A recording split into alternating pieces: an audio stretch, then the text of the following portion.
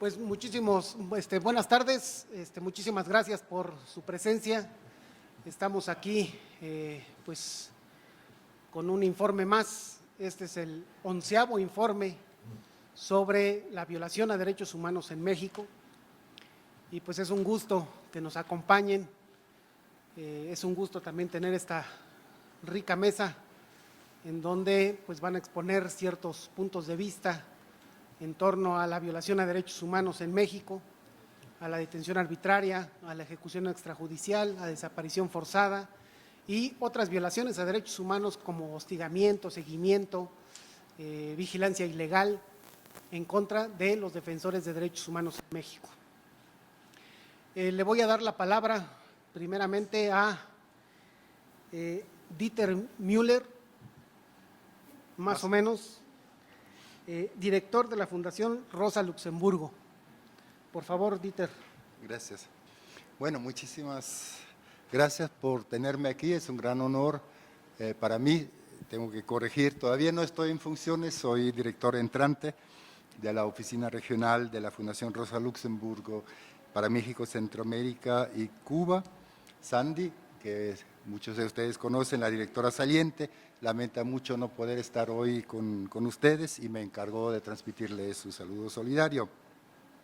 La Fundación Rosa Luxemburg es una de las 6 fundaciones políticas de Alemania y recoge el compromiso, las reflexiones políticas y el sueño, yo diría los sueños de Rosa Luxemburgo, mujer socialista, militante, migrante, polaca, judía y marxista que vivió y luchó en Europa de 1861 a 1919. Nuestros principios están radicados en el pensamiento del socialismo democrático, el internacionalismo, el antifascismo, el antirracismo y, de plano, los feminismos. En este marco, la fundación, que es cercana al partido alemán Die Linke, la izquierda, tiene su sede en Berlín y por medio de 25 oficinas regionales trabajamos con diferentes organizaciones, colectivos, movimientos sociales y actores políticos a nivel global. Justamente una de nuestras copartes es ACUDE, a quienes hemos acompañado y respaldado en su trabajo de formación política, investigación, incidencia y protección a personas defensoras de derechos humanos. Este informe que nos convoca aquí lo hemos apoyado desde la Fundación desde hace más de 10 años. Agradecemos mucho este trabajo y el resultado de ello, entre otros, es también la elaboración de una metodología disponible para la documentación de violaciones de derechos humanos a personas defensoras en cualquier país. Esta metodología se presentó a finales del año pasado y puede descargarse desde nuestra página web y naturalmente desde la página de ACUDE. Desde La Rosa respaldamos este informe porque reconocemos su relevancia como un referente de información y como una herramienta especializada en la defensa de los derechos humanos. Resaltamos la importancia de los datos que representa, así como la rigurosidad de la metodología de investigación y el análisis de contexto que se realiza año por año. Lamentablemente, tiene que seguirse haciendo. También quisiera agregar que desde la Fundación también apoyamos a ACUDE en el proceso de construcción de una política integral de prevención, de protección, de seguridad y investigación y reparación integral para personas defensoras de los derechos humanos, desde los estándares internacionales más altos en esta materia. Pues como decía, lamentablemente ese trabajo conjunto en materia de derechos humanos sigue siendo imprescindible y les reitero a nombre de la Fundación que lo seguiremos respaldando y apoyando desde nuestra Fundación. Muchísimas gracias. Muchísimas gracias por tu intervención.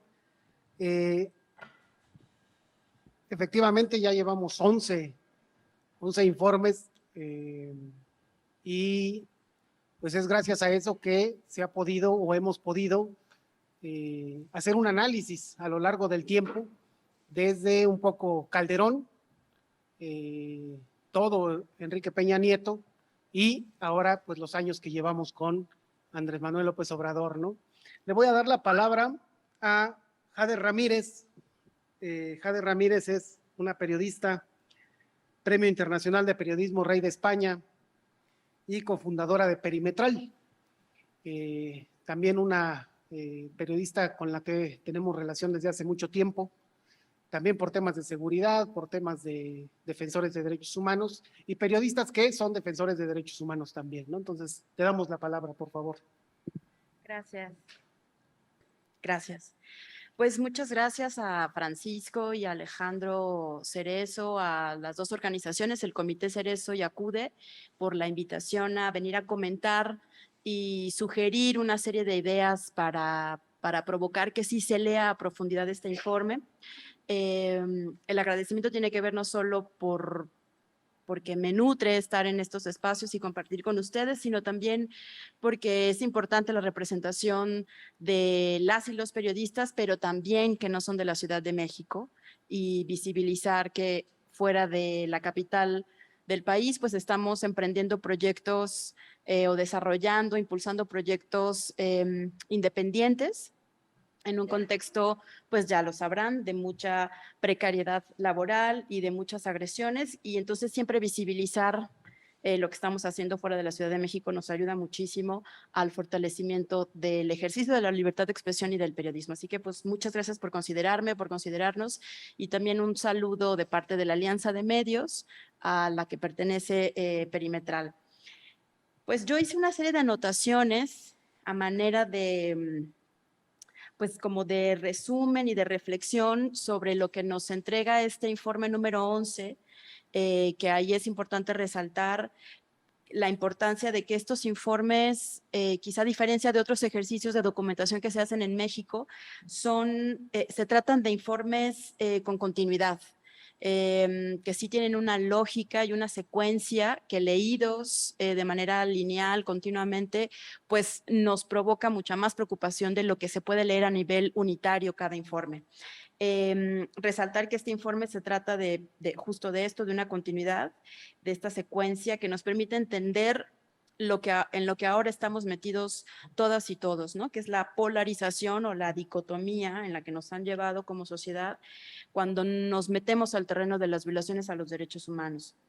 Y que leyendo los dos recientes informes y ahora este que se presenta, me parece que estamos encontrándonos algunos elementos interesantes de que formamos parte de una experimentación, de un experimento, lo llamo yo, como sociedad, donde sí se calcula el impacto de las violaciones a los derechos humanos a la población en general, pero particularmente a estos dos perfiles o al perfil en los que se centra el informe cada año, que es la situación de las violaciones a los derechos humanos de personas defensoras de derechos humanos y de quienes ejercen la libertad de expresión también, y los periodistas.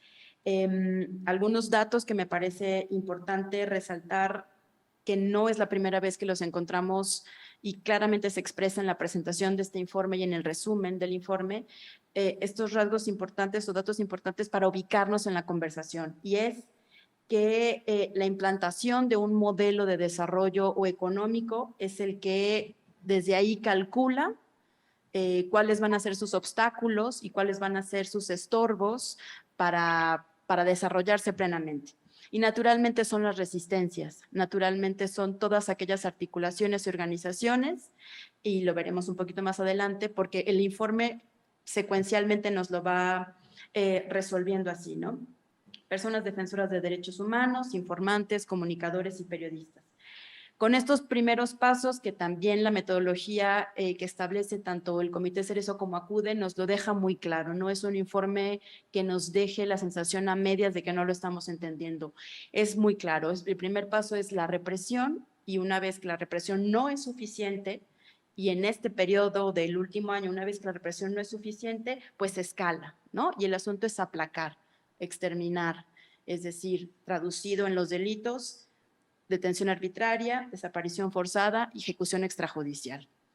Y yo, leyendo los últimos dos informes y particularmente este, me seguía preguntando quién y por qué, que es una pregunta muy natural que en la población en general nos terminamos preguntando, ¿no? Aquí podemos tener muchas conversaciones porque estamos adentrados en la problemática, pero afuera la gente siempre se termina preguntando quién y por qué. Y afortunadamente todos los informes que presenta el Comité Cerezo y Acude sí nos van diciendo quién es y por qué.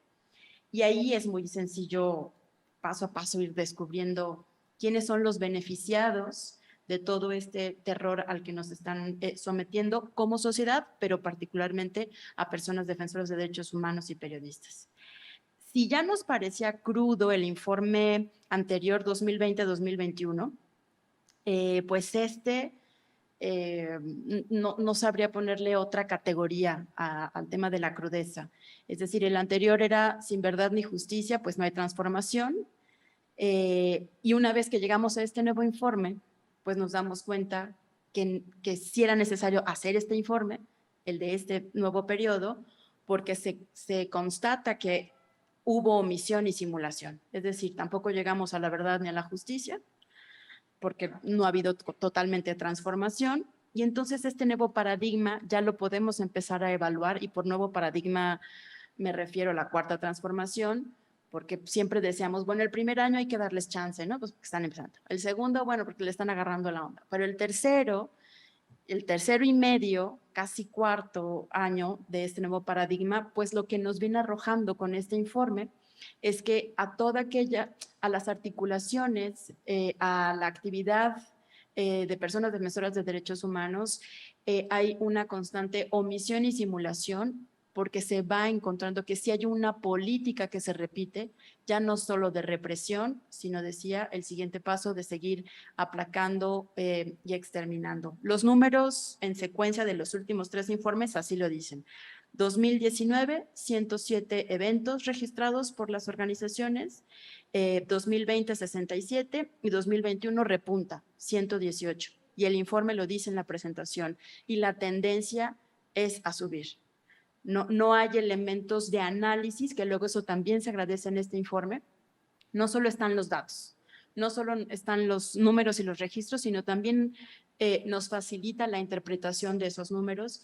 Y lo que este informe nos dice es que la tendencia es a la alza, no a que haya una transformación de la política. Y hay un cuadro muy interesante de color azul, que ya lo verán ustedes en el archivo, donde se comparan los 3 últimos sexenios y no solo las métricas, sino las tácticas empleadas, ¿no?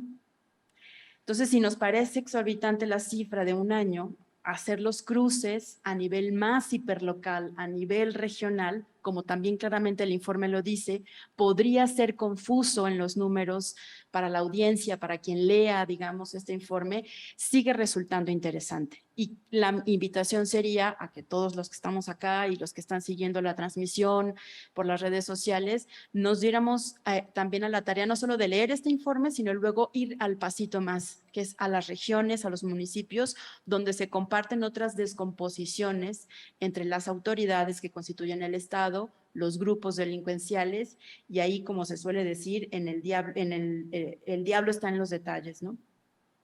Este informe también nos ofrece, como decía, las cifras, nos decanta un poco que la tendencia va a la alza, y nos permite entender a 3 años y 6 meses, 3 años y medio de este nuevo paradigma de gobierno en el que nos encontramos, de la cuarta transformación, pues que hay una serie de políticas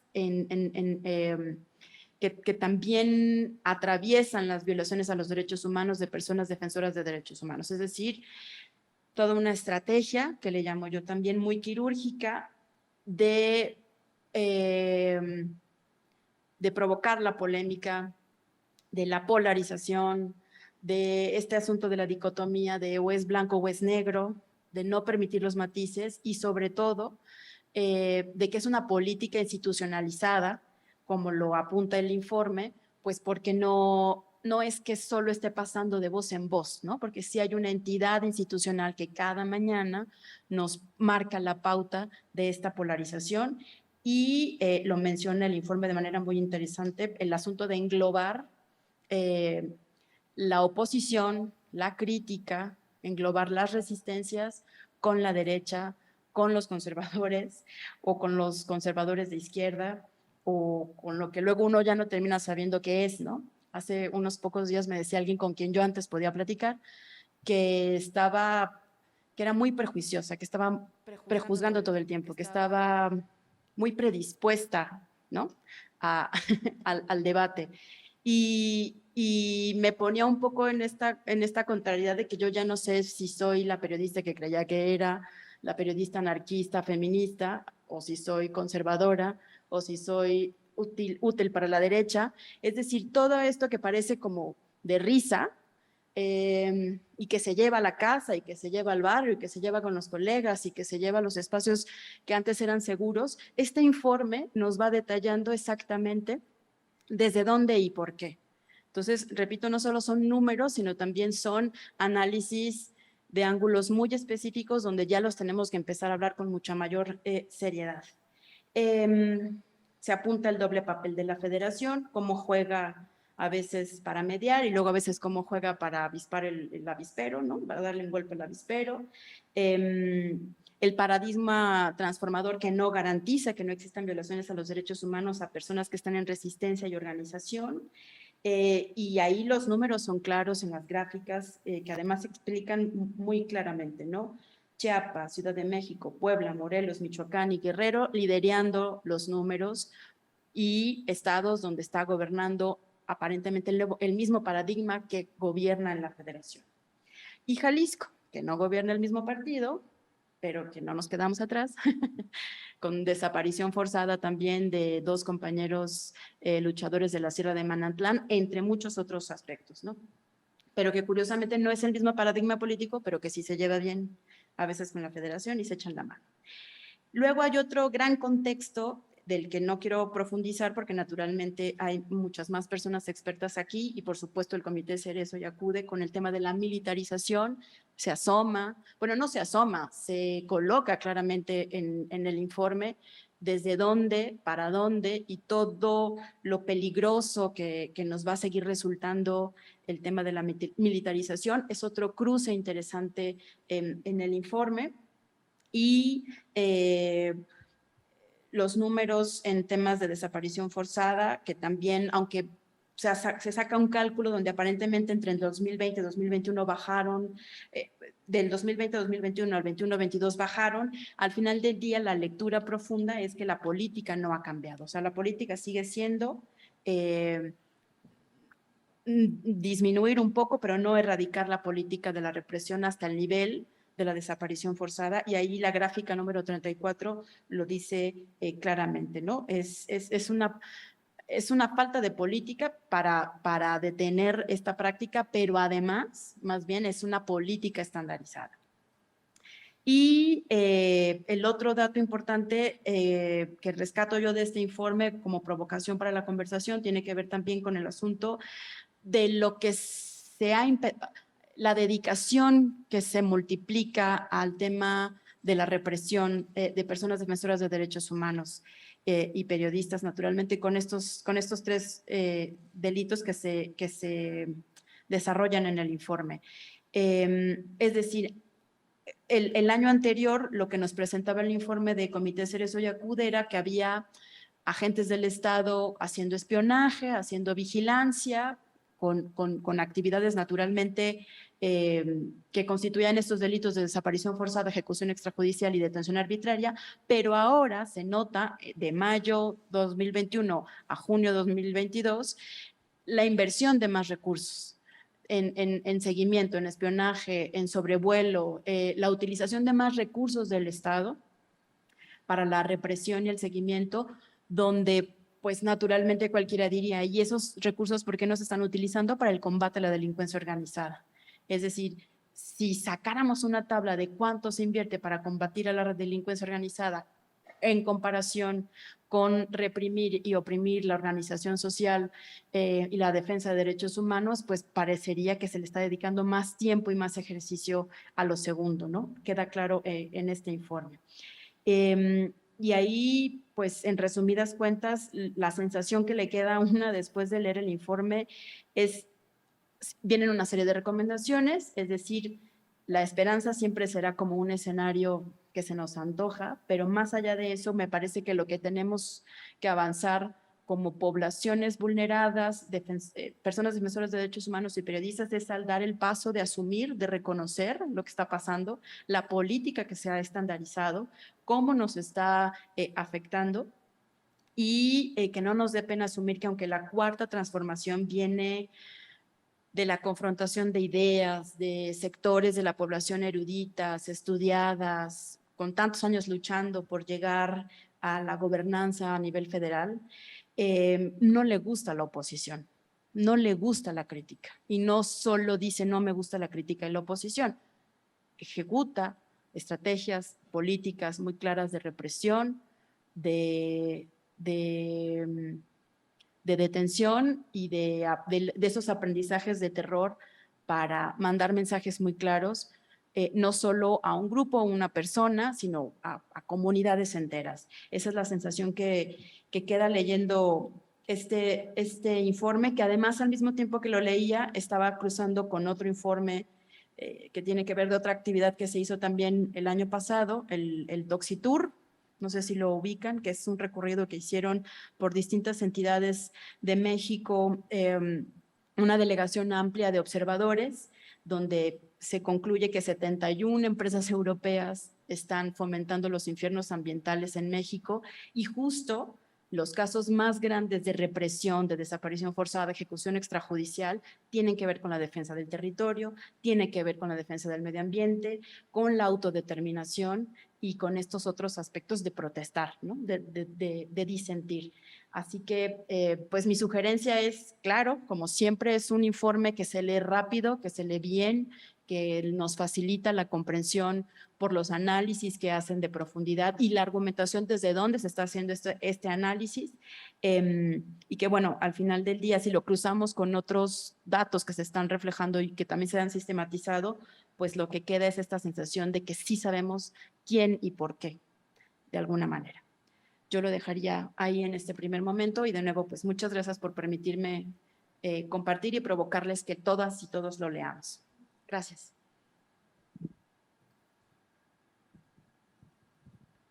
Pues muchísimas gracias a Jade. Pues se ve que sí leyó el informe. Sí hizo la tarea. Le vamos a dar la palabra a Sandra G. de Garmendia, representante de Brigadas Internacionales de Paz, una organización con la que también tenemos ya 20 años de relación, primero como acompañados, es decir, como defensores de derechos humanos amenazados de muerte por el Estado mexicano, pues por el trabajo de documentación que hacíamos, la defensa en el caso de mis hermanos que todavía estaban presos. Y pues a lo largo de todos estos años hemos intercambiado pues experiencias, hemos intercambiado pues muchísimas cosas que nos han alimentado a nosotros como organización de derechos humanos. Nosotros empezamos a dar talleres de derechos humanos, de seguridad en derechos humanos, gracias a el taller que Brigadas Internacionales de Paz pues vino a dar aquí a México hace ya unos 15 años, yo creo. Y a partir de ahí, pues también se nos hizo muy importante y empezamos a replicar también esos talleres. Y pues bueno, hemos llevado ya una relación bastante amplia, y agradecer que que con su acompañamiento, pues seguimos aquí trabajando, seguimos aquí y no siendo parte de las cifras del informe, porque evidentemente pues hay un riesgo. Ser defensor de derechos humanos en México pues conlleva el riesgo de la ejecución extrajudicial, de la desaparición forzada, si tienes mucha suerte, pues de la detención arbitraria y la cárcel. Y gracias a las brigadas pues es que seguimos trabajando y ya llevamos pues 21 años de trabajo, ¿no? Entonces le doy la palabra a Sandra, por favor. Muchísimas gracias a CUDE por la invitación a participar en este conversatorio, que para nosotras es importante la presentación de este informe precisamente porque no es tan fácil realmente encontrar cifras y datos de la represión y de las distintas violaciones de derechos humanos en el país. Por lo tanto, sí, creo que para muchas organizaciones de derechos humanos el informe anual es un referente en cuanto a documentación de violaciones de derechos humanos, en cuanto a registro. y bueno, pues al menos dejar sobre la mesa esto, ¿no? La ausencia muchas veces de un registro de agresión por parte de las fuentes oficiales, que se echa de menos. Brevemente, y para entender cuál va a ser nuestra aportación aquí en la mesa, presentar un poco Brigadas Internacionales de Paz, que bueno, ya nos presentó un poco el compañero, pero bueno, somos una organización internacional, nuestro expertise o nuestro valor añadido es la protección y la seguridad, y dar un acompañamiento internacional en distintos ámbitos, pero siempre con la seguridad y la protección en el eje.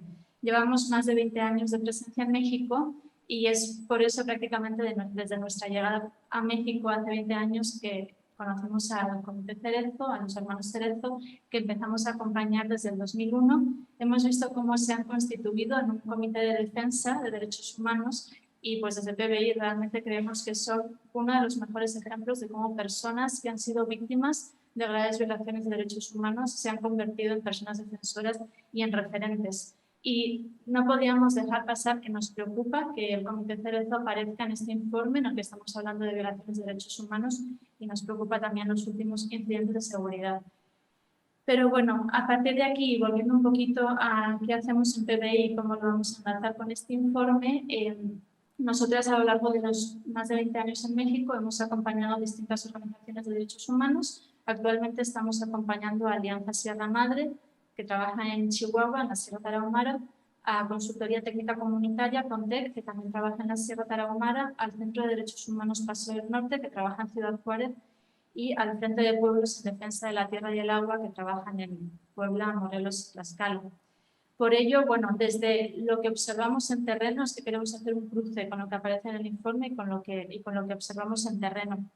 Sí corroboramos que en términos generales, en determinadas violaciones o en determinados incidentes de seguridad en este sexenio ha podido haber un descenso, lo cual lo reconocemos, pero en ningún caso estamos hablando de la eliminación de las violaciones a los derechos humanos y de hecho en algunos estados hay una alza y evidentemente percibimos la violencia generalizada. Si bien reconocemos en determinados aspectos la no comisión de violaciones de derechos humanos, también creemos que la omisión no es suficiente. ¿Por qué? Porque necesitamos la proactividad por parte de las autoridades para la defensa de los derechos humanos. Al final, no cometer está bien, pero la omisión también está perpetuando la impunidad. ¿Cómo vemos esta omisión? Bueno, pues a nivel federal podemos ver la omisión en distintos aspectos. Por ejemplo, cuando recurrimos a las leyes, ¿no? En el informe se menciona la ley de desaparición forzada. Creemos que México tiene un muy buen marco normativo, pero no vale solo el marco normativo, hace falta la implementación también de esto. En cuanto a la ley de desaparición forzada, en el que, por ejemplo, se reconoce la participación de las familias, etcétera, nosotras cuando trabajamos con colectivos de familiares, pues siempre nos hacen llegar precisamente la falta de una participación efectiva de parte de las familias en las búsquedas, que se las tenga en cuenta en los protocolos y en las acciones siempre que ellas quieran y de manera segura, ¿no? Entonces, pues sí, puede haber una ley que en la normativa es buena, pero luego vemos que en la aplicación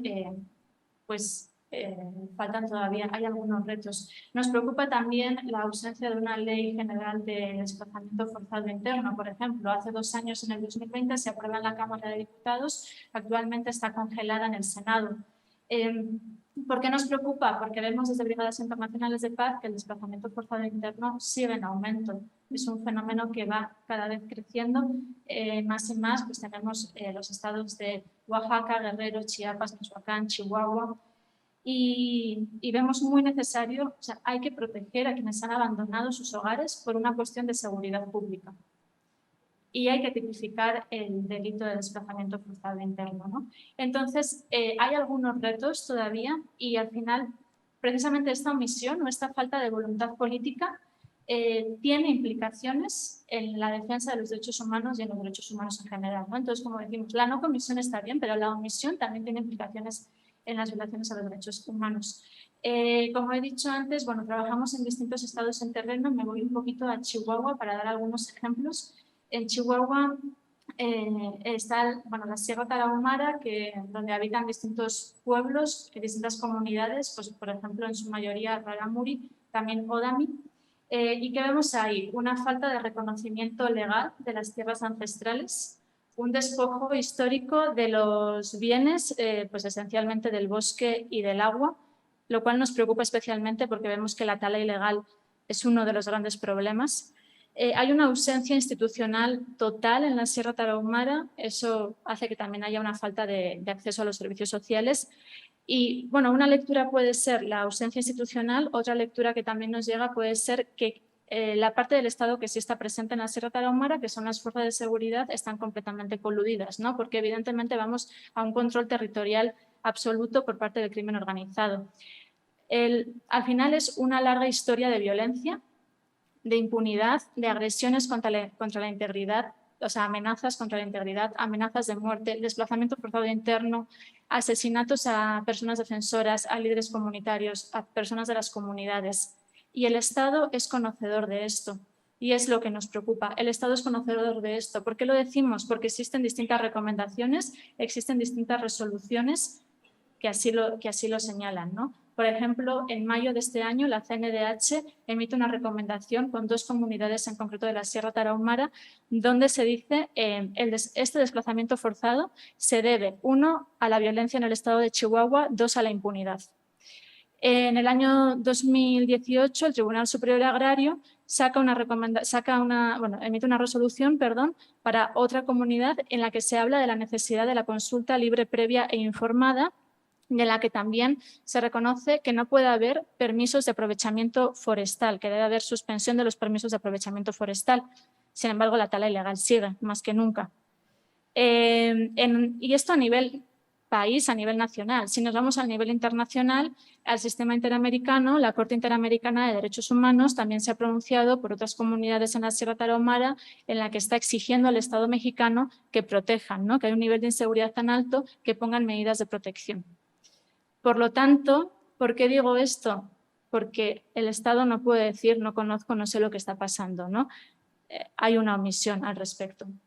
Y como recoge el informe, también estamos muy de acuerdo porque es lo que vemos en terreno y es que, por estadística, la mayor parte de los perpetradores son autoridades estatales o municipales, según nuestros registros. En Ciudad Juárez, si nos vamos a Juárez, ahí trabajamos un poco más el tema de tortura y de desaparición forzada. ¿Cómo vemos la omisión? Pues porque también lo que nos reportan los colectivos de búsqueda es que no hay búsquedas efectivas ni a tiempo en el que se ponga en el centro la presentación con vida, que es súper importante para las familias y lo sabemos, y en el que encima además no hay articulación entre los distintos gobiernos del Estado, lo cual tiene un impacto muy fuerte a la hora de realizar una búsqueda efectiva.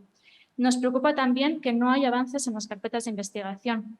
Pero claro, ¿qué pasa? Que es que tampoco está habiendo avances en las carpetas de investigación de larga data y cada vez llegan nuevas y nuevas y nuevas porque la desaparición forzada no para. Entonces está habiendo una acumulación de carpetas de investigación que no se le está dando salida y volvemos a la impunidad y volvemos a qué está pasando en la investigación.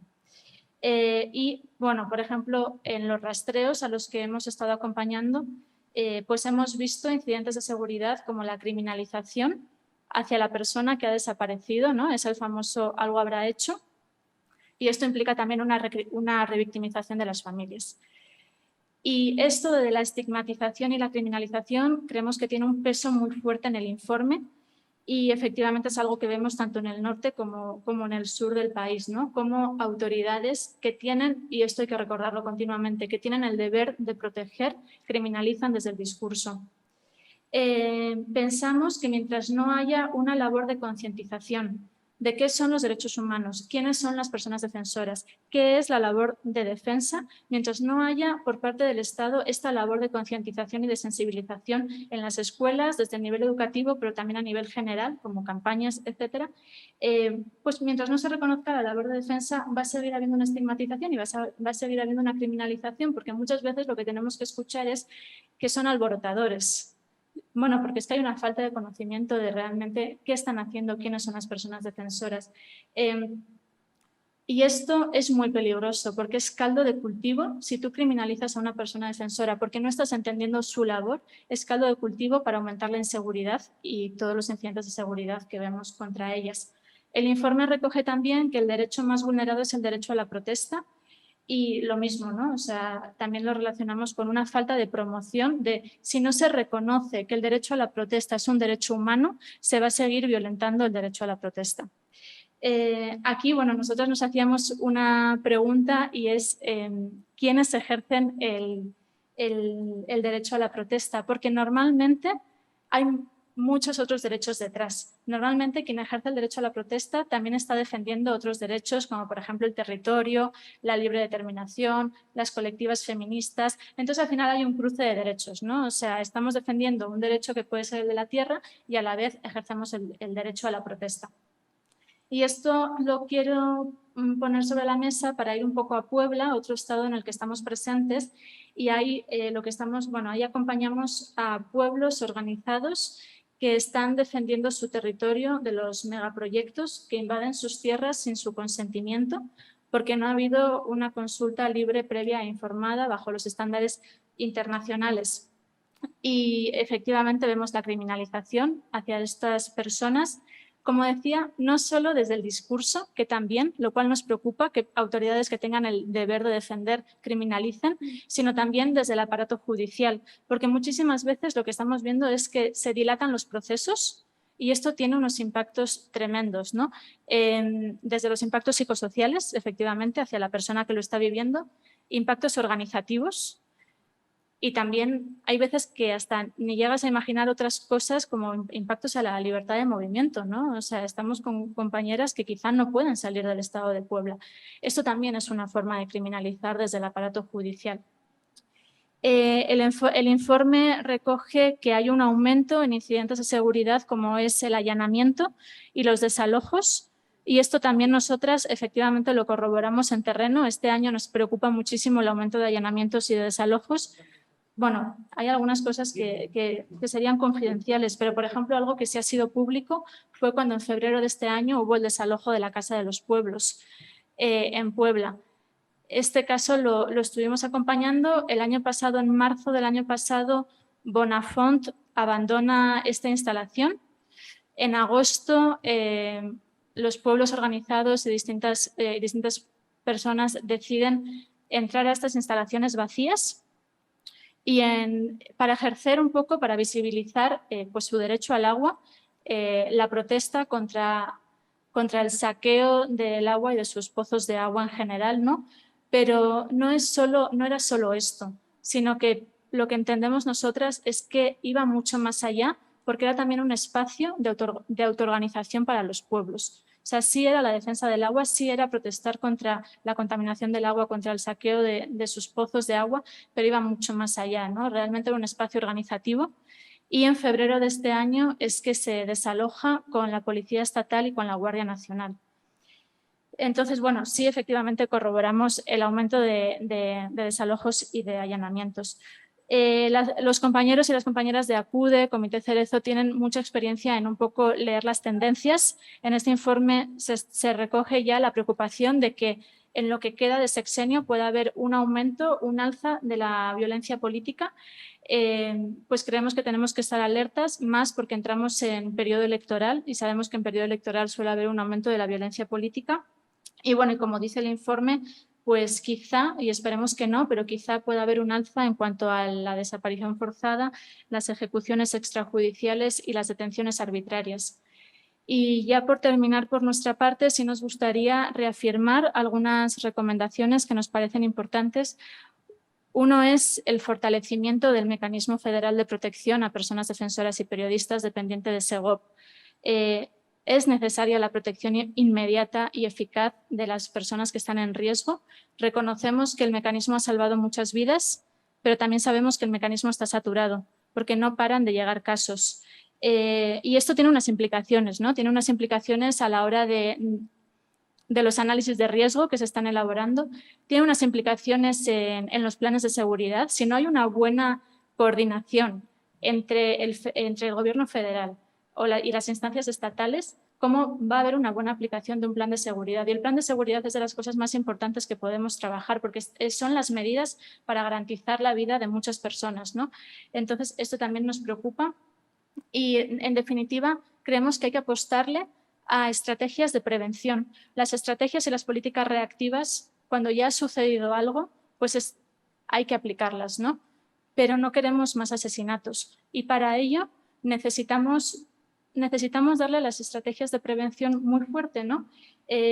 Una política pública que realmente garantice que las personas defensoras y las organizaciones puedan defender sus derechos. Para esto, ¿qué pasa? Que las medidas físicas pueden ser necesarias en determinado momento, ¿no? Puede ser necesario poner cámaras de seguridad, puede ser necesario en un determinado momento un chaleco antibalas, puede ser necesario en un determinado momento un carro monitoreado con GPS, pero no solo, tiene que haber medidas políticas y sociales. Y ahí es cuando creemos que hay que darle muy fuerte. Uno, a la patita de prevención. Ya lo hemos dicho antes, lo recoge también el informe. Campañas de sensibilización de quiénes son las personas defensoras, de qué hacen, ¿no? Reconocer la labor de defensa. Dos, la patita de investigación y sanción. Nosotros lo vemos en terreno. Bueno, hemos dicho, ¿no? Las carpetas de investigación que no avanzan, etcétera, pero muchas veces no siempre hay aprehensiones y lo sabemos, y cuando hay aprehensiones son autores materiales, no intelectuales. Y lo último, la tercera patita, es la de reparación y garantías de no repetición, por supuesto. Yo lo dejaría aquí y pues de nuevo reiterar al Comité Cerezo y a CUDE, pues gracias por la invitación.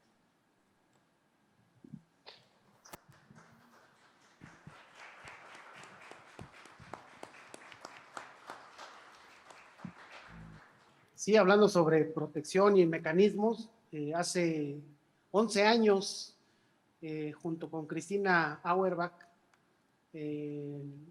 y nosotros como Comité Cerezo, pues recibíamos amenazas de muerte continuas y gracias a la lucha que dimos se logró un acuerdo, el acuerdo A1010 de la Procuraduría en la Ciudad de México, que básicamente decía que si eras defensor de derechos humanos y tenías una amenaza de muerte, tu caso iba a una fiscalía especial.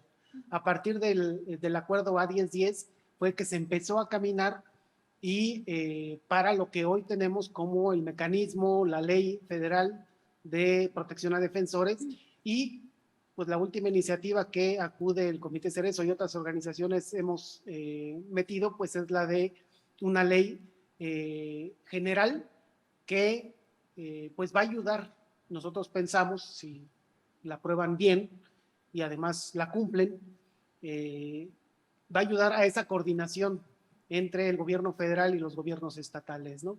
Ahora le voy a dar la palabra a Jesús Peña, representante adjunto de la Oficina del Alto Comisionado de Derechos Humanos de la ONU, una oficina que también nos ha acompañado durante muchos años y en muchos aspectos, también desde cuando tuvimos amenazas de muerte, pero también cuando hemos llevado algunos casos, como el reciente caso que llevamos ante la Suprema Corte de Justicia de la Nación, del caso de Edmundo y Gabriel, militantes que fueron desaparecidos en el 2007 en Oaxaca y que actualmente la Suprema Corte de Justicia de la Nación dio un fallo a favor de las víctimas, ¿no?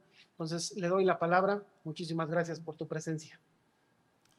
Muy buenas tardes a todas y a todos y sobre todo muchas gracias a CUDE y al Comité Cerezo por esta invitación a poder compartir el día de hoy algunas reflexiones con todas y todos ustedes, por supuesto también a quienes nos siguen a través de las redes sociales y felicitaciones porque 11 informes no es un trabajo fácil y 21 años de trabajo en defensa de los derechos humanos, en defensa de las defensoras y defensores de derechos humanos, merecen todo un reconocimiento. Y un también saludo y agradecimiento a todos los que han hecho posible este informe.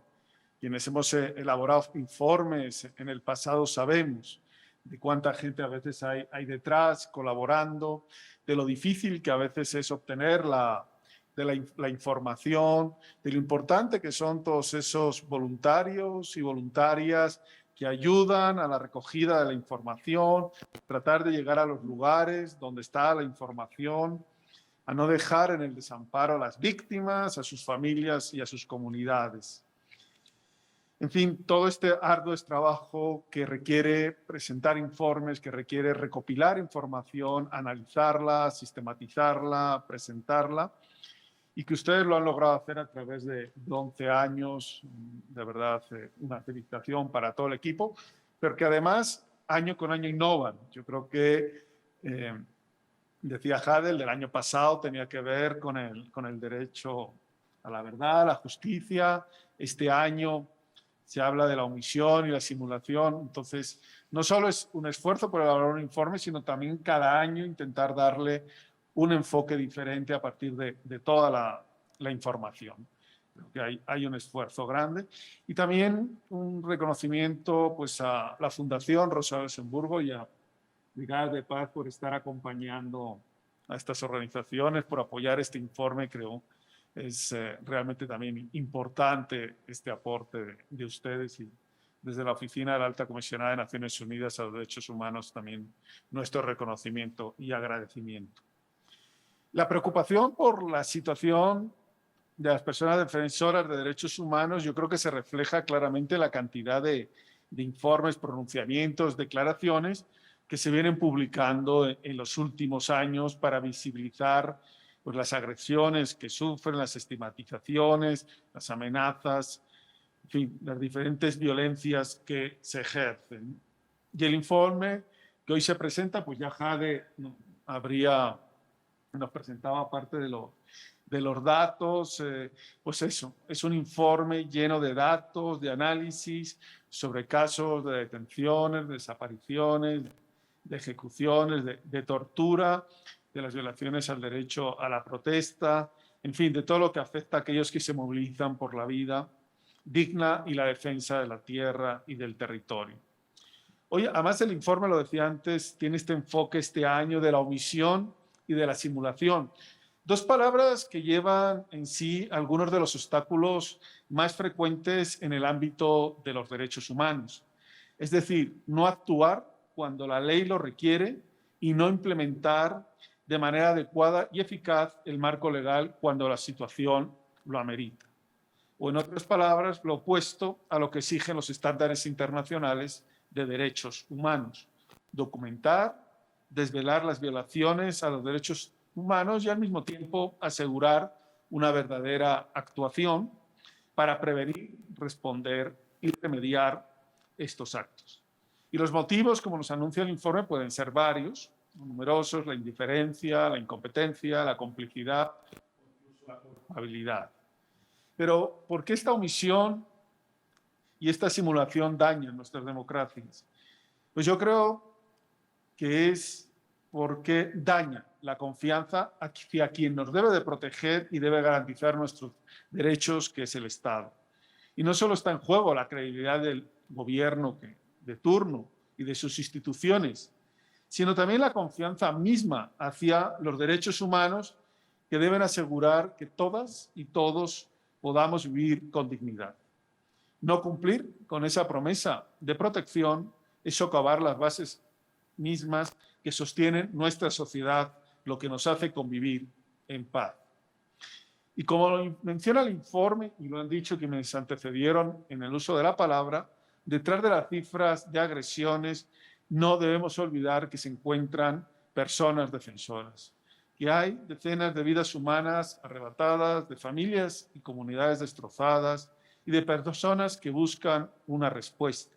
¿Por qué amenazarme si lo que busco es fortalecer la democracia? ¿Por qué detenerme si lo que hago es velar por los derechos de las personas más vulnerables? Si lo que busco es proteger el medio ambiente o desvelar casos de corrupción o de mala gobernanza. Creo que el informe nos da algunas claves para entender algunas de las lógicas que están detrás de estas violaciones, como puede ser la falta de transparencia o la rendición de cuentas, la colusión o el interés personal por encima del bien común. Yo quiero profundizar un poco sobre qué se busca a través de estos ataques. Ya Jade nos apuntaba algunas reflexiones al respecto, pero es claro que buscan infundir el miedo en las organizaciones, en las comunidades, en los territorios, en nosotros mismos finalmente. Se busca callar esas voces rebeldes, aquellas que se niegan a aceptar la injusticia, la desigualdad y la impunidad. Y tenemos que tener siempre presente que en general las agresiones no suceden al azar, no son un accidente. Detrás de cada agresión hay una estrategia más amplia para debilitar el movimiento de los derechos humanos, porque quienes defienden los derechos humanos amenazan finalmente intereses poderosos de distinta índole. Y quienes están detrás de esos poderes también están detrás de muchas de las agresiones a personas defensoras. Y lo que nos muestran al mismo tiempo las personas defensoras día a día es que, a pesar del miedo, a pesar de los riesgos que enfrentan, siguen ahí, creando redes de apoyo, resistiendo a la criminalización, a las campañas de desprestigio que ya nos mencionaba la colega de PBI, interpelando a las autoridades, a la ciudadanía y también a la comunidad internacional. Las cifras sobre agresiones, asesinatos o desapariciones de personas defensoras recopiladas en el informe manifiestan, como nos decía también la colega de PBI, la necesidad de una protección adecuada a quienes se dedican a proteger y promover los derechos en México. Y creo que ahí además hay que empezar a tener también enfoques que tiene el informe, pero que quiero rescatar y que Javi lo decía también. Por ejemplo, el destacar que no es la misma realidad de la que quienes trabajan aquí en la ciudad, de quienes están en esas zonas apartadas. También nos decía Sandra las dificultades, quizás en Sierra Tarahumara, lugares apartados, en Puebla, cerca de la Ciudad de México, pero lejos, esa serranía de Puebla, en la que se acompañan a las comunidades, pero también, sin lugar a dudas, en impactos diferenciados que existen entre hombres y mujeres, entre quienes pertenecen a grupos históricamente marginados, como los pueblos indígenas, a quienes están en situaciones de vulnerabilidad, como la comunidad LGBTI. En fin, las personas defensoras no son un bloque homogéneo y se requiere desarrollar enfoques interseccionales e interculturales para entender cómo los ataques se manifiestan e impactan en la manera de trabajo de las personas defensoras de los derechos humanos. Se decía, y comparto, que México es uno de los países que más ha desarrollado en los últimos años un cuerpo legislativo que debe permitir enfrentar los numerosos desafíos en materia de derechos humanos. Se hablaba de la ley sobre las desaparecidas, se hablaba de otra legislación, se hablaba de la necesidad de la ley de desplazamiento. La próxima semana llega al país la relatora de Naciones Unidas sobre derechos de las personas desplazadas. Esperemos que uno de los resultados sea un fuerte empuje a esta ley, que se apruebe esta ley sobre los derechos de las personas desplazadas, que es necesaria. Pero también yo creo que tenemos que decir, como se ha mencionado, que no basta con tener leyes o herramientas y procesos si no existe la plena voluntad de todos los actores para implementarlos. Y quiero insistir en esta palabra, en todos los actores. Y por tanto, de todos los niveles de gobierno, pero también de otros sectores, como las empresas, a quienes ya se mencionó anteriormente, por quienes usaron la palabra, porque son también los actores estatales quienes tienen un papel importante que jugar. Prevenir y reconocer las graves violaciones a los derechos humanos, reconocer los desafíos en materia de protección a personas defensoras, es una responsabilidad del Estado. Y requiere del Estado valentía, mirar lo que no se quiere ocultar, reconocer lo que a veces no funciona y, si es necesario, también buscar apoyo para hacerlo mejor. Requiere que se actúe para prevenir estos ataques y crear lo que conocemos como un entorno seguro y propicio para la defensa de los derechos humanos, para responder a las amenazas y, como se decía, para brindar una efectiva protección, para asegurar el acceso a la justicia y también la reparación a las personas defensoras que han sido víctimas de violaciones a sus derechos humanos. Y aquí creo, y hago un llamado, no solo al comité, y cada año nos alimenta con este rico informe, pero sino también a todas y todos, porque es también un rol de la sociedad civil, de quienes aquí estamos y del movimiento de derechos humanos, seguir documentando, acompañando y evaluando este trabajo de largo aliento y alertar allí donde corresponde. Finalmente, quizás, y en la misma línea de mi colega Sandra, creo que es importante rescatar algunas de las recomendaciones que hace el informe y que compartimos como Oficina en México de la Alta Comisionada de las Naciones Unidas para los Derechos Humanos.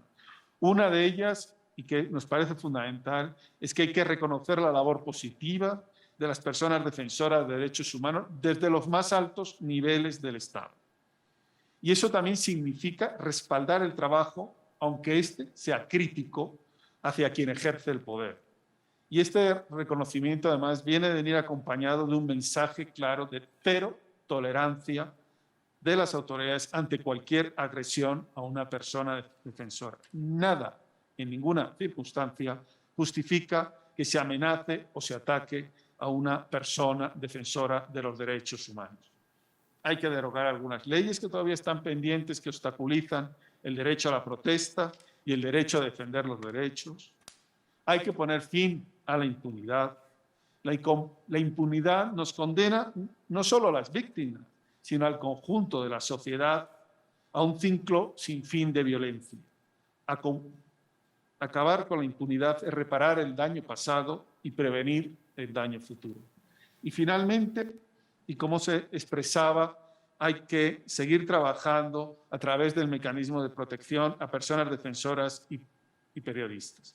Se ha dicho ya acá algunas iniciativas que se están proponiendo de reforma. Hay todo un espacio de diálogo en los estados. Hay iniciativas en este sentido. Creo que todos y todas las podemos acompañar para lograr una mayor protección de las personas defensoras. Estamos este año cumpliendo el 10º aniversario de la ley que creó el mecanismo para la protección de las personas defensoras de derechos humanos y periodistas a nivel federal. Ahí compartimos con varios años de intenso trabajo pues, para lograr los objetivos de este mecanismo, que son, sin lugar a dudas, la protección de todas las personas que luchan por los derechos humanos y por la libertad de expresión en México. En fin, una reflexión simplemente final. Si no hay defensoras y defensores de derechos humanos que protejan los derechos de todas y todos, si nos quedamos sin las personas que alzan la voz contra lo arbitrario, lo injusto, lo indigno, ¿quién lo hará? Muchas gracias.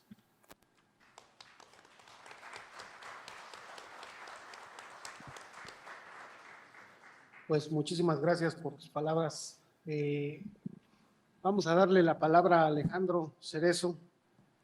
Y bueno, agradecer, como dice Jesús, a todos los que son parte del equipo de documentación, pero también a todos los miembros y colaboradores del Comité Cerezo, ya que sin ellos, sin el trabajo voluntario en la cafetería, en los diferentes espacios, pues sería imposible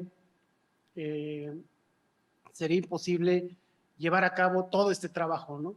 Entonces, también invitarlos a todos los que están presentes, si no han documentado, podemos darles un taller de documentación y pueden ser parte del equipo para el próximo informe o los próximos informes de violaciones a derechos humanos. Pues le damos la palabra a Alejandro. Pues gracias, Francisco, hermano, camarada.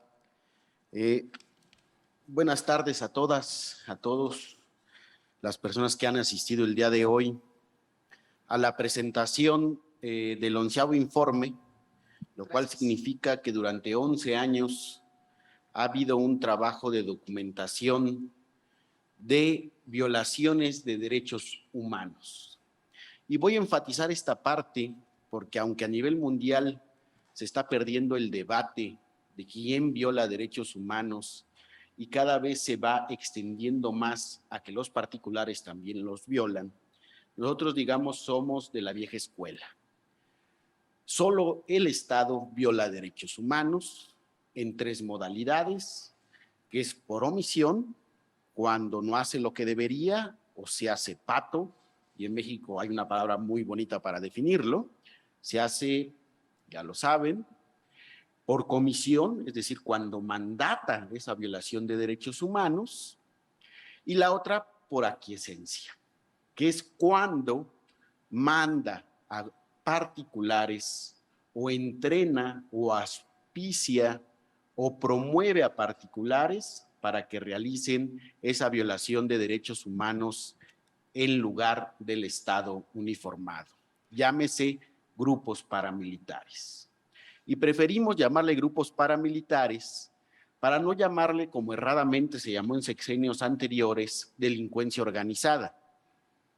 porque si muchos recuerdan el origen de esa supuesta delincuencia organizada, pues es un origen planeado, al menos en algunos documentos, desde el ejército mexicano a través de los GAFES, ¿no? Los Grupos de Fuerzas Especiales Aerotransportados. En ese sentido, pues vale la pena y creo que es muy importante brindar un agradecimiento a los integrantes de ACUDE, del Comité Cerezo México, que hacen como colectividad que el día de hoy 2 personas, Francisco, coordinador del Comité Cerezo México, y mi persona de ACUDE, estemos aquí sentados exponiendo este trabajo colectivo. Asimismo, quiero agradecer a las organizaciones que luchamos codo a codo, hombro a hombro, por un México mejor, donde la vida digna se anteponga ante los intereses económicos del capitalismo. Asimismo, agradecer a la Fundación Rosa Luxemburgo Stiftung, porque son quienes nos permite que este material se imprime en papel y podamos entregar a mucha gente, no solamente en línea, porque se cree que porque ya es en línea abarcas más gente, no necesariamente, sino también en papel se vuelva no solamente una referencia al informe, sino una formación en materia de derechos humanos y una formación en términos de análisis cualitativo de las cifras. En este sentido, quiero recordar cuáles son las obligaciones del Estado, ¿no? Y el Estado en general tiene 4 obligaciones en materia de derechos humanos. Una es la obligación de respeto, que quiere decir que no debe interferir en el ejercicio de los derechos humanos, es decir, no debería de interferir en el derecho a la protesta, a la libre manifestación, a la libertad de expresión, al derecho a defender derechos humanos. Lo otro es de protección, que ese no le voy a dar mucho énfasis en este momento. Y el otro que quiero destacar precisamente por la naturaleza del título del informe entre la omisión y la simulación, es la obligación de realización o satisfacción, que tiene que ver con esas cuestiones positivas que tiene que hacer el Estado para hacer realidad y que permita a todas las personas ejercer esos derechos humanos que tiene y que ha ganado a través de la lucha social. Entonces aquí vemos que prácticamente la obligación de respeto y de realización o satisfacción son 2 obligaciones que son hermanitas de la simulación y de la omisión, ¿no? Cuando no se cumplen esas obligaciones, se simula, se omite, ¿no? Y ya no digamos de la promoción en el sentido de promover socialmente que una persona defensora de derechos humanos puede ser cualquiera de nosotros que luche por un derecho humano. Viendo esto, vamos a los datos duros. En este periodo, que abarca del 1 de junio del 2021 al 31 de mayo de 2012, tenemos 118 eventos de otras violaciones de derechos humanos, es decir, violaciones no graves, como son amenazas, agresiones, allanamientos, que si bien son graves no llegan a ser desaparición forzada, ejecución extrajudicial o detención arbitraria. De estos 118 eventos nos llama la atención que han sido afectadas 39 organizaciones, 28 comunidades, 48 personas y 3 familiares de personas defensoras. En este tema vemos en la pantalla, para los que no tienen la pantalla cerca, pues la tendencia general. Vemos cómo cuando entra el gobierno hay un gran número de violaciones, 225, luego empieza a disminuir y a partir del 2021 empieza el aumento de las violaciones de derechos humanos, lo cual en cierta medida cumple nuestra tesis que al tercer año de cada sexenio es cuando se empieza a consolidar el verdadero sentido y esencia de los estados, en este caso del gobierno federal, ¿no? Y en el 2021 tenemos 91 eventos, y hasta el 31 de mayo 68. Los ganadores por violadores de derechos humanos, el estado de Chiapas, le sigue la Ciudad de México. Mucho insistimos en este aspecto de que la Ciudad de México también se violan derechos humanos porque se cree o a veces generamos la falsa ilusión de que por estar en la ciudad no se violan los derechos humanos o que tienes más herramientas para acceder a la protección de los derechos humanos. Pero si ustedes en realidad van a las colonias, a los barrios, ¿no?, de diferentes partes de la Ciudad de México, pues no hay ningún conocimiento de la herramienta de los derechos humanos, ¿no? Cuarto lugar, Estado de México, y luego le sigue Puebla, Guanajuato y así. Esto se puede ver de otra forma en el mapa, ¿no? Ahí va distribuido, los colores más rojos son donde se concentran más estos eventos de violaciones de derechos humanos. Y de aquí nos vamos a en qué modalidad se violan esos derechos humanos. Al menos de las 118 eventos, la mayoría son por comisión, el 69%. Es decir, el Estado, alguno de sus poderes, ya sea el Ejecutivo, el Legislativo o el Judicial, ya sea el gobierno federal, estatal o municipal, realiza la violación de derechos humanos con toda la intención de violar derechos humanos, es decir, por acción. Y una aquiescencia en un 37%. Aquí nosotros consideramos que es peligroso este aumento de la aquiescencia porque ¿qué implica? En el primer año del sexenio hablábamos de que el 97% de casos eran por omisión. Aquí hablamos que el 69%.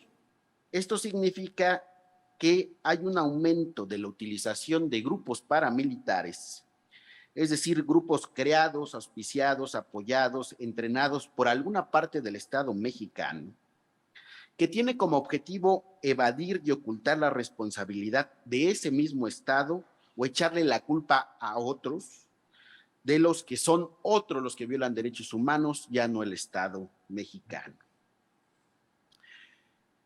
En la siguiente gráfica, por fin, en este informe, en esta parte de violaciones de derechos humanos, otras violaciones, logramos contabilizar la proporción del sexo por persona defensora de derechos humanos afectada y como verán en la pantalla es 24.47 por 24.47.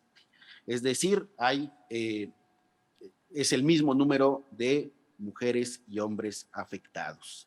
Hay un 3.6 que no se pudo obtener el dato preciso del sexo, ¿no?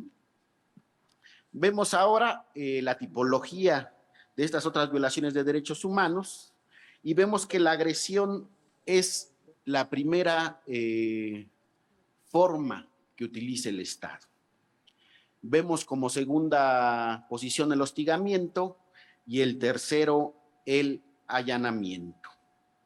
Y aquí lo que vemos es que durante 6 años consecutivos de documentación, es decir, desde antes de que asumiera el nuevo Ejecutivo Federal, la modalidad más utilizada ha sido la agresión. Y en ese sentido no hay una diferencia mayor de sexenio. Más adelante vamos a mostrar las particularidades. Y también el segundo lugar se va a colocar el hostigamiento, ¿no?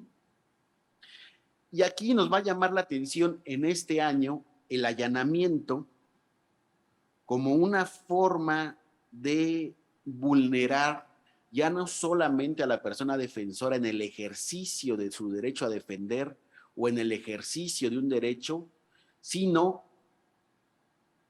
el penetrar a su intimidad, el estar en su casa o en su oficina, donde considera a la persona defensora es un lugar seguro, la casa, ¿no? Llegas a casa, pues es tu lugar seguro, no te van a hacer nada, pues ahí es donde se dan algunos allanamientos o en sus oficinas, y cabe mencionar que una de las organizaciones que sufrió 3 allanamientos,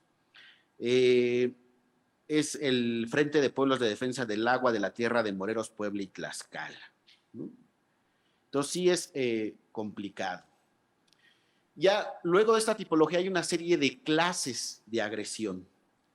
La modalidad de desalojo es la modalidad de agresión que consideramos más grave porque en esta se pueden derivar muchas más violaciones de derechos humanos, como disparos con armas de fuego, como golpes, ¿no? Como el lanzamiento de gases lacrimógenos, uso de extintores, que como le encanta a los no existentes cuerpos de granaderos de la Ciudad de México, pero que hay ahí, les encanta utilizar los extintores para disuadir, dicen ellos, ¿no? Las manifestaciones, ¿no? Nos llama la atención también, en el caso del hostigamiento, el uso de helicópteros con vuelos rasantes, sobre todo en las comunidades del estado de Chiapas, sobre todo dirigidos contra el Frente Nacional de Lucha por el Socialismo, que por cierto tienen un plantón con otras organizaciones en frente de la Suprema Corte de Justicia de la Nación, y llevan todo este mes en ese plantón para que la Suprema resolviera favorablemente, lo cual resolvió el caso de Edmundo y Gabriel, integrantes de una organización armada políticamente y que lucha contra el Estado. Y en ese sentido, esta organización justamente en Chiapas es donde ha sufrido no solamente vuelos de helicópteros, sino vuelos de avioneta, y pareciera estar ahí en ese estado configurándose una estrategia que coordina al menos la operación de varias instancias legales como es la Guardia Nacional, el Ejército y la Policía Estatal. Y hay indicios muy fuertes que también incluso la coordinación de instancias ilegales, que son los grupos paramilitares, en el sentido de subordinar a los paramilitares a una estrategia general de Estado, no en igualdad de condiciones, ¿no? Hay que recordar quién crea los grupos paramilitares.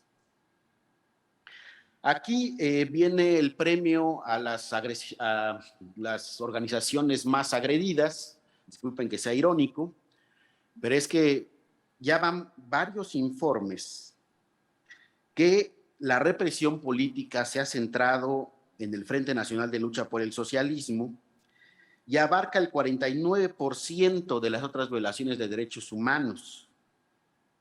Es decir, 39 eventos son dirigidos contra esa organización de los 118, ¿no?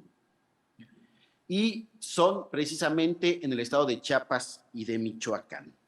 Le sigue, como vemos, la FEXUM, y luego ya vienen otras organizaciones. Y por desgracia también ahí estamos incluidos como Comité Cerezo México por diferentes actos de hostigamiento y vigilancia ilegal, ¿no? Tenemos que, y este es lo que se pone bueno, el desglose ya por tipo de perpetrador. Si nosotros nos quedamos en la generalidad, pareciera que el malo de la película es el Estado en abstracto, y el Estado en abstracto puede ser el gobierno federal, estatal o municipal, ¿no? Quien quiere pegarle al federal dirá que el federal, que quiera pegarle al estatal dirá que el estatal. Pero las cifras nos dicen, y son muy contundentes, en el sentido de que el gobierno federal tiene la responsabilidad de 35 eventos, es decir, del 30% de estos eventos que se realizan contra personas defensores. El estatal sigue ganando en este sexenio con el 57% y el municipal con el 13%.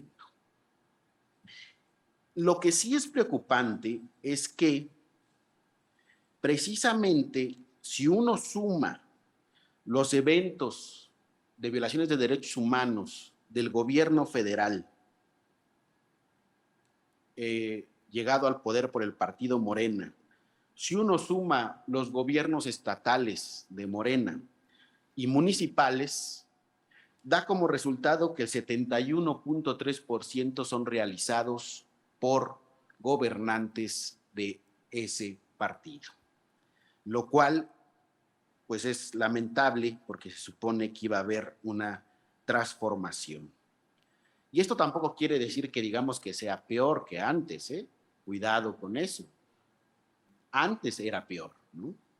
Lo que sí es cierto es que sigue habiendo violaciones de derechos humanos. En los 35 eventos en que está involucrado las autoridades federales, en 11 está la Guardia Nacional, en 9 están los grupos paramilitares bajo la lógica contrainsurgente, en 6 la Sedena y en 1 la CEMAR. Es decir, de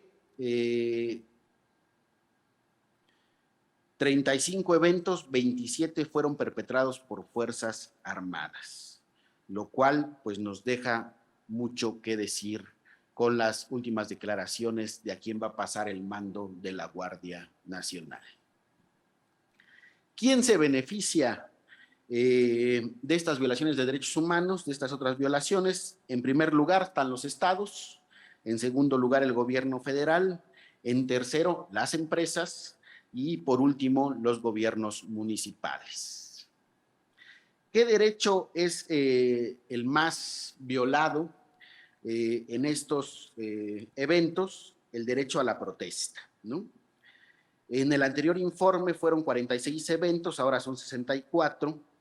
También hay una afectación y un aumento considerable al derecho a la vida digna, porque en el anterior informe eran 2 eventos, ahora son 21. Y en los derechos a la tierra y el territorio, que en el anterior informe eran 5 eventos, hoy son 14, ¿no? Y también aparece en esta ocasión agresiones, violaciones de derechos humanos contra personas con discapacidad que no habían estado en estadísticas anteriores, ¿no? Y un caso muy especial que es la violación al derecho de asilo de una persona que estando con el estatus de asilo político fue detenido por autoridades federales y entregado a otro país durante este sexenio, ¿no? Entonces, esto nos lleva a unas pocas conclusiones que queremos destacar. Uno, el incremento de las agresiones a las organizaciones independientes de 7 a 39. 2, el aumento de la participación en otras violaciones de derechos humanos de gobiernos elegidos por y que se autoasumen de Morena, y el incremento de esas otras violaciones desde el gobierno federal. 3, el incremento de la participación de Fuerzas Armadas en al menos 27 eventos. Y 4, la lentitud del desarrollo y mejoría y perfeccionamiento de una iniciativa de ley general para respetar, proteger, garantizar y promover los derechos de las personas defensoras de derechos humanos y personas periodistas. Recordar que Comité Cerezo, ACUDE y otras organizaciones realizamos una ley general que incluye una reforma al 6º constitucional y al 73 y que se presentó en pleno en el año 2019 y que duerme el sueño de los justos y los injustos y que incluye reforzar el mecanismo federal, pero incluye también las patitas de las que hablaba ya PBI, la investigación y la sanción. Incluye también la reparación integral del daño, incluye también la cuestión de transparencia, incluye muchas de las quejas que existen actualmente.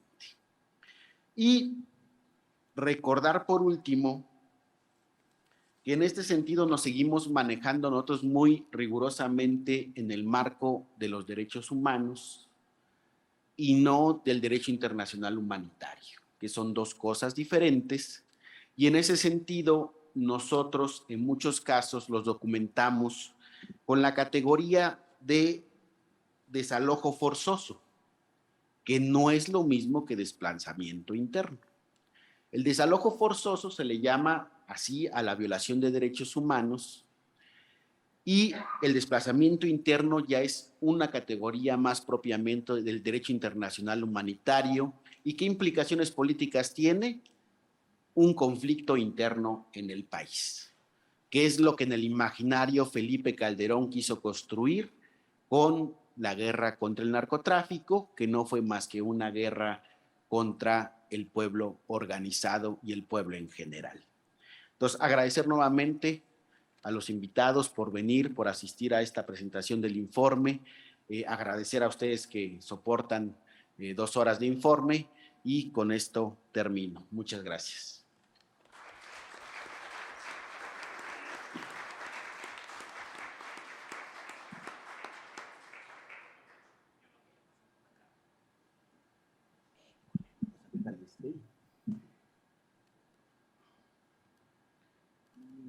Cierra esto con el rojo. El rojo. Y ahí pone la tuya. Bueno, muy rápido. Detenciones arbitrarias del 2006 al 2022. Ustedes pueden ver cómo con Calderón hubo menos detenciones arbitrarias, pero si lo comparamos con otras cifras, pues va a haber más detención, ejecución extrajudicial y desaparición forzada. Y con Peña Nieto vamos a ver los picos más altos de detenciones arbitrarias. Ustedes recuerdan en la Ciudad de México, por ejemplo, las detenciones masivas que se realizaron en contra de, del Yo Soy 132, y de otras manifestaciones que estaban en contra de que Peña Nieto asumiera el poder, y una vez asumiéndolo, pues la represión fue bastante brutal. Bajan las cifras, efectivamente, entra Andrés Manuel López Obrador, bajan las cifras, pero también lo que vamos a ver es que se empiezan ya a elevar en el tercer año, ¿no? Del 1 de junio del 2021 al 31 de mayo del 2022, 307 detenciones arbitrarias, lo cual pues es una cifra baja a comparación de los años de Enrique Peña Nieto, pero de estos 160 fueron cometidos en Michoacán, 46 en Puebla, 32 en Guanajuato y las 83 restantes en otros 11 estados. Perdón, pero es que aquí la letra se me cambió a una media rara. En el 90% de los casos, ya no leo tampoco. Si no está ahí, no, tampoco se ve. No, menos se ve. No existieron elementos para mantenerlos en prisión, ¿no? Es decir, en el 94%, pues fueron detenciones evidentemente arbitrarios porque no había ni siquiera un delito que perseguir. El 38% de las detenciones arbitrarias se cometieron contra mujeres, a comparación del informe anterior, donde casi alcanzó el 50%, y 145 detenciones arbitrarias se cometieron durante el ejercicio del derecho humano a la protesta. Vemos el mapa, pues se centra sobre todo en el centro y sur de la República Mexicana. Michoacán, pues de veras se manchó ahí el gobernador saliente, con detenciones arbitrarias sobre todo de indígenas, y también tenemos pues Estado de México, Veracruz, Puebla 46, y menos en Guerreros, Oaxaca y Chiapas, que se supone son los estados donde históricamente hay más detenciones arbitrarias, pues en este informe hay menos detenciones arbitrarias. De las ejecuciones extrajudiciales, también vamos a ver una gráfica muy similar a la detención arbitraria, en donde empieza a incrementarse con Felipe Calderón, llega Enrique Peña Nieto y pues tiene la cifra más alta documentada de defensores de derechos humanos víctimas de ejecución extrajudicial, que es 49, y pues luego viene una baja, digamos, hasta 16, 15 ejecutados, 25 el año pasado, y hasta mayo llevamos ya 12 ejecuciones extrajudiciales documentadas. Bueno, del 28 ejecuciones extrajudiciales se documentaron en este informe. Si vemos la cifra de los 3 sexenios, digamos, de Calderón, de Peña Nieto y de Andrés Manuel López Obrador, lo que vamos a notar es que con Calderón hubo 67 defensores de derechos humanos ejecutados, y actualmente con Andrés Manuel López Obrador llevamos también 67 ejecuciones extrajudiciales, es decir, ya llegó al mismo número y todavía falta pues como año y medio para que termine este sexenio, entonces seguramente rebasará esta cifra. Y pues vemos ahí a Enrique Peña Nieto con 184 ejecuciones extrajudiciales, es decir, ya no había guerra, ya era vamos a mover a México, pero pues en realidad un número muy alto de ejecuciones extrajudiciales con Enrique Peña Nieto. 3 mujeres y 25 hombres fueron víctimas de ejecución extrajudicial, de los cuales 12 son indígenas, 15 no indígenas y un afromexicano. Y bueno, el estado donde más ejecuciones extrajudiciales ha habido en los últimos años y en este también, pues es Oaxaca, con 8, sobre todo por las víctimas del Movimiento Unificado de Lucha Triqui, que pues es una organización también que hemos acompañado y que nos ha acompañado y que tiene también el mayor número de ejecuciones extrajudiciales en su contra. 3 Morelos, 3 Sonora, 3 Puebla, 2 Michoacán, 2 Chiapas, 2 Guerrero, 1 Colima, 1 Veracruz, 1 Baja California, 1 Hidalgo y 1 Chihuahua. Las ejecuciones extrajudiciales por derecho defendido, pues lo que vemos es el territorio, son 11 ejecuciones extrajudiciales contra de defensores que estaban protegiendo su territorio, 5 de vida digna. En vida digna agrupamos a las organizaciones que llevan muchísimos casos y muchísimos derechos defendidos. Territorio y medio ambiente 4, libertad de expresión 4, usualmente son periodistas, defensores de derechos humanos 2 y el derecho a la autodeterminación de los pueblos, otras 2 personas. Bueno, vemos también el mapa de ejecuciones extrajudiciales, el norte todavía, Baja California, Sonora, Chihuahua, Sonora con 3, Chihuahua y Baja California con 1, y Chiapas 2, Guerrero 2 y Oaxaca 8 ejecuciones extrajudiciales. Michoacán también por ahí hay a ver, se ve mejor ahí, Michoacán 2, Morelos 3, Puebla 3, por ejemplo, ¿no? Y bueno, de la desaparición forzada, pues con la campaña nacional contra la desaparición forzada también pues compartimos los datos, la base de datos y todo, y lo que vamos a ver ahí es cómo con Calderón, pues, no es cierto, aquí en el 2013-2014, 2013 25 desapariciones forzadas, 2014 49 desapariciones forzadas, 15, 16, 17 con 11, el 18 baja a 4, el 19 sube un poquito a 5, 2020 26 desapariciones forzadas, la mayoría de ellas fueron presentadas, es decir, no fueron ejecutadas, como usualmente se hace, y 2021 13 y hasta mayo del 2022 llevamos 10 personas víctimas de desaparición forzada. También vemos el mapita, pues usualmente el sur-sureste, un poco el centro de la República, y vamos a ver cómo el principal derecho defendido por los defensores de derechos humanos víctimas en el periodo que abarca en el informe, que abarca a todos los defensores, pues es el derecho a la protesta con 346 casos, y muy abajo, territorio y medio ambiente con 50, vida digna con 35, derechos humanos de las víctimas 11, y así, bueno, libertad de expresión 4, y así un poquito menos, ¿no? Y lo que decía Jade, ¿no?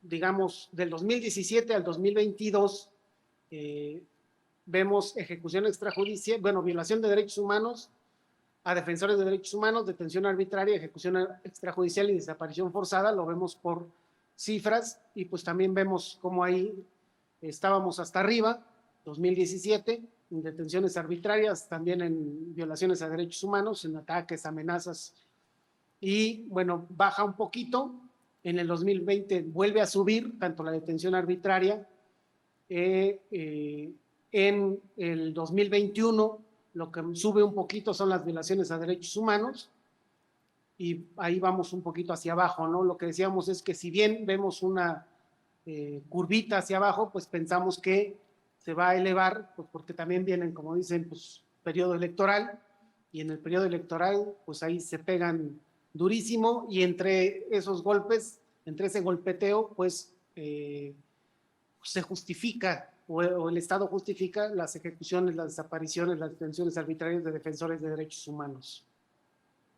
Y si lo juntamos todo, pues también vemos en 2017 1,256 eventos de violaciones a derechos humanos, a comparación, por ejemplo, del 2020, que es la mitad, 671, en el 2021 365, ahorita ya llevamos 302, por lo que suponemos que va a subir, todavía falta pues todo lo que resta del año, y pues el mapita, que ahí sí se ve demasiado chiquito, en donde pues vemos a todo México, excepto 5 o 6, 3, 6, 7 estados donde no logramos documentar ninguna violación a derechos humanos, pero pues vemos la mayoría de los estados con algún tipo de violación a derechos humanos en contra de los defensores de derechos humanos.